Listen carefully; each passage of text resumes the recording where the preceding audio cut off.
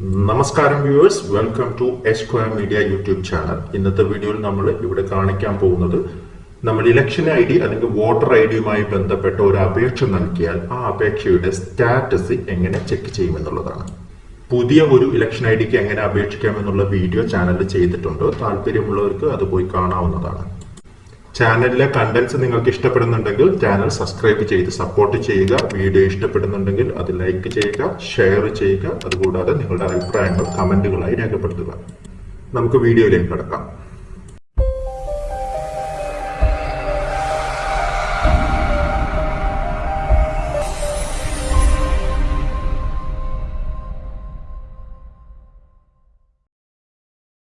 Status check ചെയ്യാനായി നിങ്ങൾ ഏതെങ്കിലും ഒരു ബ്രൗസർ ഓപ്പൺ ചെയ്യുക. ഓപ്പൺ ചെയ്തതിനു ശേഷം അതിന്റെ അഡ്രസ് ബാറിൽ www.voterportal.eci.gov.in എന്ന് പറയുന്ന വെബ്സൈറ്റ് അഡ്രസ് ടൈപ്പ് ചെയ്യുക. അതിനുശേഷം എന്റർ ചെയ്യുക. സൈറ്റിന്റെ അഡ്രസ് ഞാൻ ഡിസ്ക്രിപ്ഷനിൽ കൊടുത്തേക്കാം. അപ്പൊ നമ്മൾ വോട്ടർ സർവീസ് പോർട്ടലിന്റെ വെബ്സൈറ്റിലേക്ക് എൻ്റർ ചെയ്യാവുന്നത് കാണാം. ഇവിടെ രണ്ട് ബട്ടണുകളാണ് നിങ്ങൾക്ക് കാണാൻ സാധിക്കുക: ലോഗിൻ, സൈനപ്പ്. ഇതിൽ സൈനപ്പ് എന്നുള്ളത് ഒരു പുതിയ യൂസറെ ക്രിയേറ്റ് ചെയ്യാനുള്ള ഓപ്ഷനാണ്. ലോഗിൻ എന്ന് പറയുന്നത് നമുക്ക് ഓൾറെഡി ഒരു യൂസർ നെയിം പാസ്വേഡും ഉണ്ടെങ്കിൽ സൈറ്റിൽ എൻ്റർ ചെയ്യാനുള്ള ഓപ്ഷനാണ്. പുതിയ യൂസറെ ക്രിയേറ്റ് ചെയ്യുക എങ്ങനെയാണെന്നുള്ളത് നമ്മുടെ പുതിയ ഇലക്ഷൻ ഐ ഡിക്ക് എങ്ങനെ അപേക്ഷിക്കാമെന്നുള്ള ചാനലിലെ വീഡിയോയിൽ കൃത്യമായി പറഞ്ഞിട്ടുണ്ട്. താല്പര്യമുള്ളവർക്ക് അത് പോയി കാണാവുന്നതാണ്. അപ്പോൾ നമ്മൾ ലോഗിൻ എന്ന ആ ബട്ടണിൽ ക്ലിക്ക് ചെയ്യുക. അപ്പോൾ ഇങ്ങനെ ഒരു ഇന്റർഫേസിലേക്കാണ് പോവുക. ഇവിടെ രജിസ്റ്റേർഡ് മൊബൈൽ നമ്പറാണ് എൻ്റർ ചെയ്യാൻ പറയുന്നത്. നമ്മൾ ഇലക്ഷൻ ഐ ഡിക്ക് അപേക്ഷിക്കുന്ന അല്ലെങ്കിൽ ഇലക്ഷൻ ഐ ഡിക്ക് ചേഞ്ചസിന് വേണ്ടി അപേക്ഷിക്കുന്ന സമയത്ത് നമ്മൾ ഏത് മൊബൈൽ നമ്പർ ഉപയോഗിച്ചാണോ യൂസർ അക്കൗണ്ട് ഉണ്ടാക്കിയത് ആ ഒരു മൊബൈൽ നമ്പർ അവിടെ ടൈപ്പ് ചെയ്ത് കൊടുക്കുക. നിങ്ങൾ ഇവിടെ നിങ്ങളുടെ യൂസറിൽ തന്നെ ലോഗിൻ ചെയ്യണമെന്നില്ല. ഇലക്ഷൻ ഐ ഡി പോർട്ടലിൽ യൂസർ ഉണ്ടാക്കി ഏതെങ്കിലും ഒരു യൂസർ ഉപയോഗിച്ച് കയറിയാലും നിങ്ങൾക്ക് സ്റ്റാറ്റസ് ചെക്ക് ചെയ്യാൻ പറ്റുന്നതാണ്. അപ്പോൾ മൊബൈൽ നമ്പർ അവിടെ ടൈപ്പ് ചെയ്ത് കൊടുക്കുക. അതിനുശേഷം പാസ്വേഡ് എന്നുള്ള കോളത്തിൽ പാസ്വേഡ് ടൈപ്പ് ചെയ്ത് കൊടുക്കുക.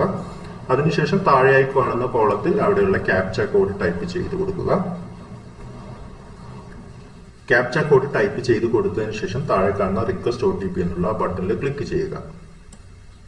അപ്പോൾ നിങ്ങൾക്ക് നിങ്ങളുടെ രജിസ്റ്റേർഡ് മൊബൈൽ നമ്പറിൽ കിട്ടിയ OTP ഇവിടെ തെറ്റാതെ ടൈപ്പ് ചെയ്ത് കൊടുത്തതിന് ശേഷം വെരിഫൈ ആൻഡ് ലോഗിൻ എന്ന ആ ബട്ടണിൽ ക്ലിക്ക് ചെയ്യുക. ക്ലിക്ക് ചെയ്ത് കഴിഞ്ഞിട്ടുണ്ടെങ്കിൽ നമ്മൾ നമ്മുടെ യൂസർ അക്കൗണ്ടിന്റെ ഹോം പേജിലേക്കാണ് പ്രവേശിക്കുക. നമ്മൾ മുമ്പ് പുതിയ ഇലക്ഷൻ ഐ ഡിക്കുള്ള അപേക്ഷ കൊടുത്ത ആ ഒരു പേജിലേക്കാണ് പ്രവേശിക്കുക. ഇവിടെ കാണുന്ന ട്രാക്ക് ആപ്ലിക്കേഷൻ സ്റ്റാറ്റസ് എന്ന ഒരു ബോക്സിലായിട്ട് ക്ലിക്ക് ചെയ്യുക. അവിടെ ക്ലിക്ക് ചെയ്ത് കഴിഞ്ഞാൽ പുതിയൊരു ഇന്റർഫേസ് ആണ് തുറന്നു വരിക.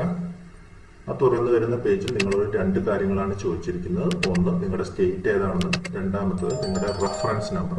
നമ്മൾ ഇലക്ഷൻ ഐ ഡിക്ക് അപേക്ഷിക്കുന്ന സമയത്ത് അപേക്ഷയുടെ അവസാനമായി കിട്ടുന്ന ആ നമ്പറാണ് റെഫറൻസ് നമ്പർ എന്ന് പറയുന്നത്.